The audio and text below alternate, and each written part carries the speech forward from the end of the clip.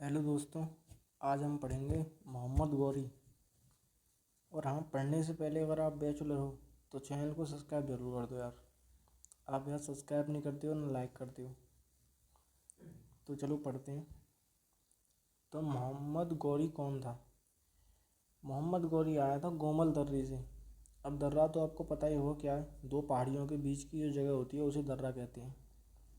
ये रहा था आपका 1173 से 1206 तक। सबसे पहले इसने 1173 में एक गौर प्रदेश में जो गजनी का था उसने इसको हड़प लिया, मतलब जीत लिया। और फिर इसका उद्देश्य, जैसा कि आपको पता है, उद्देश्य जाने तो धन लूटना और मुस्लिम धर्म का प्रचार प्रसार करना।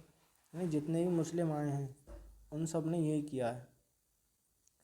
अब इसका जो पहला आक्रमण था वो था आपका साल 1175 में मुल्तान के विरुद्ध, जिसमें ये सफल हो गया था। और दूसरा था 1178 में, ये गुजरात के पाटन में था, जिसका राजा था भीम द्वितीय। भीम द्वितीय ने इसे हरा दिया था, मोहम्मद गौरी को हरा दिया था इसे। फिर इसके बाद आया था आपका तराइन का युद्ध होता है। ये होता है आपका पृथ्वीराज और मोहम्मद गौरी के बीच। ये इसका तीसरा युद्ध था और तराइन का पहला युद्ध था 1191 में। तराइन का पहला युद्ध ये पृथ्वीराज के बीच होता है। पृथ्वीराज इसे हरा देता है पहले युद्ध में। फिर एक साल बाद ही होता है आपका तराइन का दूसरा युद्ध 1192 में। इसमें पृथ्वीराज हार जाता है, गौरी इसे हरा देता है। फिर अगली उससे 2 साल बाद यानी 1194 में होता है चंद्रावर का युद्ध। ये कन्नौज के राजा थे जयचंद, इनको हरा देता है गौरी।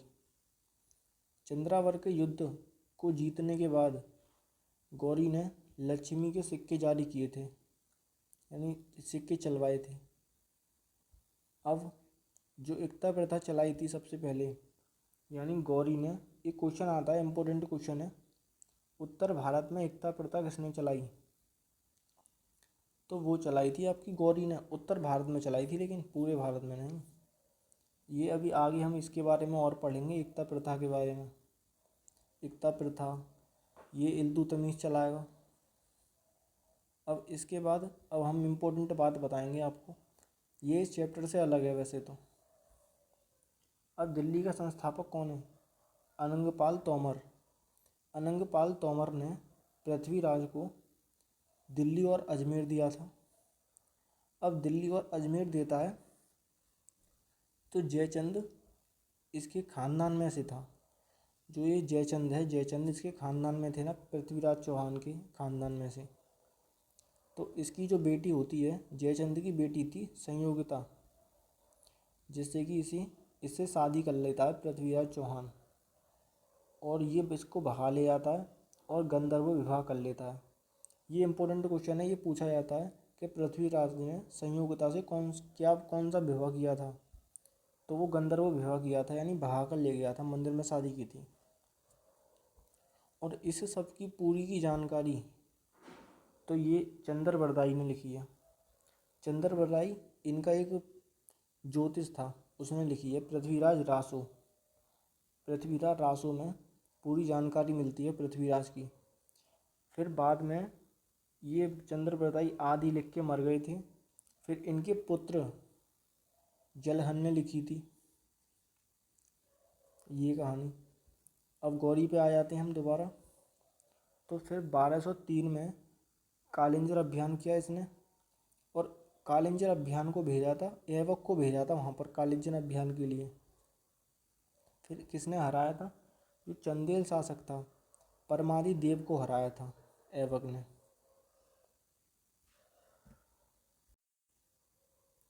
फिर इसका अभियान, अंतिम अभियान रहा था आपका 1205 में।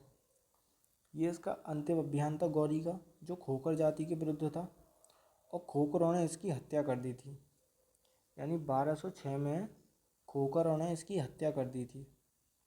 अब इसके गुलाम थे कुछ, इसके 4 गुलाम थे।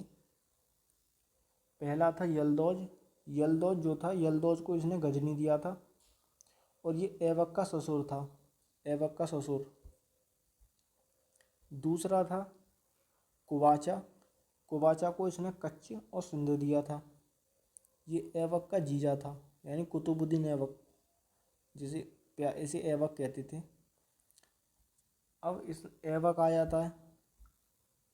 अब ऐबक को इसने लाहौर और दिल्ली दिया था। फिर इसका चौथा जो था वो था आपका बख्तियार खिलजी। बख्तियार खिलजी को दिया था बंगाल और बिहार। बख्तियार खिलजी वो ऐसा शख्स है जिसने नालंदा विश्वविद्यालय में आग लगवा दी थी। यही है वो जिसने नालंदा, और वो किस बात पर लगवाई थी कि वहाँ के एक राजगुरु थे जिनका नाम था शिलभद्र। अब शिलभद्र वहाँ के बहुत बड़े ज्योतिष थे, बहुत बड़े पंडित, जानी मानी पंडित थे। और इसको हो जाता कैंसर बख्तियार खिलजी को। तो पूरे भारत में कहीं भी दवा नहीं मिलती है, तो कोई कह देता है कि आप वहाँ चले जाओ। तो ये वहाँ जाता है शिलभद्र के पास, नालंदा विश्वविद्यालय के जो गुरु थे। तो ये कहता है उनसे कि मुझे ऐसी दवा दो जो ना खानी पड़े, ना पीनी पड़े, ना लगानी पड़े। तो वो कहते हैं चलो ठीक है, मैं तुम्हें ऐसी दवा दे दूँगा। तो वो इसे दवा दे देते हैं और ये ठीक हो जाता है। वो दवा ऐसे देते थे कि ये मुस्लिम था, तो उनकी जो कुरान पढ़ते हैं, जो कुरान लोग कुरान पढ़ते हैं, कुरान के पेजों पर दवा लगा देते थे। और दवा लगा दी और इसे दे दी, और इससे कहा कि तुम रोज़ पढ़ना इसे। तो इसने वो रोज़ पढ़ी, जिससे कि 1 महीने बाद ये सही हो गया। फिर इसने गुरु से पूछा कि मैं कैसे सही हो गया। तो उन्होंने कहा था कि जो मैंने तुम्हें कुरान दी थी उसके पेचों पर मैंने मलहम लगा दिया था, जिससे कि तुम सही हो गए। अब इसे लग जाता है बुरा, इसे बुरा लग जाता है। तो ये कहता है कि आपने मेरे धार्मिक जीवन, मतलब ऐसी धार्मिकता को भ्रष्ट किया है, ऐसा नहीं करना चाहिए था आपको। तो ये नालंदा विश्वविद्यालय में आग लगवा देता है। ये इसकी स्टोरी है।